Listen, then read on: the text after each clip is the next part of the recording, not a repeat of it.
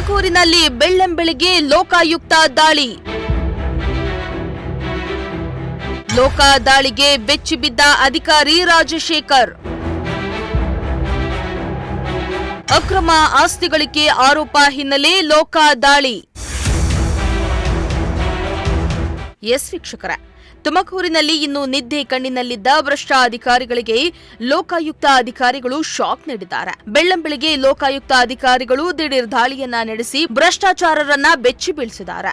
ಲೋಕಾಯುಕ್ತ ದಾಳಿಗೆ ಅಧಿಕಾರಿಗಳು ಕಂಗಾಲಾಗಿದ್ದಾರೆ. ಆಗಿನ್ನೂ ಬೆಡ್ನಿಂದ ಎದ್ದು ಕಣ್ಣುಜ್ಜುವಷ್ಟರಲ್ಲಿಯೇ ಅಧಿಕಾರಿಗಳಿಗೆ ಶಾಕ್ ಎದುರಾಗಿದೆ. ಅಕ್ರಮ ಆಸ್ತಿ ಗಳಿಸುವ ಆರೋಪದ ಹಿನ್ನೆಲೆ ಲೋಕಾಯುಕ್ತ ಅಧಿಕಾರಿಗಳು ತುಮಕೂರಿನಾದ್ಯಂತ ದಾಳಿಯನ್ನ ನಡೆಸಿದ್ರು. ಲೋಕಾಯುಕ್ತ ಅಧಿಕಾರಿಗಳ ದಿಢೀರ್ ದಾಳಿಗೆ ಅಧಿಕಾರಿಗಳು ಪದರ್ಗುಟ್ಟು ಹೋದ್ರು.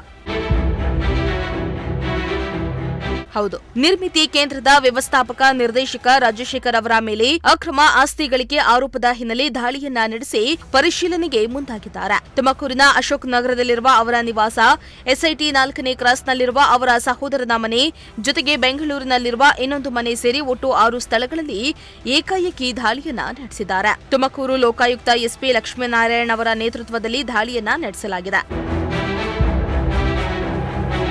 ಈ ಲೋಕಾಯುಕ್ತ ದಾಳಿಯಲ್ಲಿ ಸುಮಾರು 15ಕ್ಕೂ ಹೆಚ್ಚು ಅಧಿಕಾರಿಗಳು ಭಾಗಿಯಾಗಿದ್ರು. ರಾಜಶೇಖರ್ ಅವರಿಗೆ ಸಂಬಂಧಪಟ್ಟಂತೆ ಅಧಿಕಾರಿಗಳು ಈಗಾಗಲೇ ಮಹತ್ವದ ದಾಖಲೆಗಳು, ಆಸ್ತಿ ವಿವರಗಳು ಹಾಗೂ ಹಣಕಾಸು ದಾಖಲಾತಿಗಳನ್ನು ಪರಿಶೀಲಿಸುತ್ತಿದ್ದಾರೆ. ಇನ್ನು ಅಕ್ರಮವಾಗಿ ಸರ್ಕಾರದ ಅಧಿಕಾರವನ್ನ ದುರ್ಬಳಕೆ ಮಾಡಿಕೊಂಡು ರಾಜಶೇಖರ್ ಆಸ್ತಿ ಸಂಪಾದನೆ ಮಾಡಿದ್ದಾರೆ ಎಂಬ ಗಂಭೀರ ಆರೋಪ ಕೇಳಿಬಂದಿತ್ತು.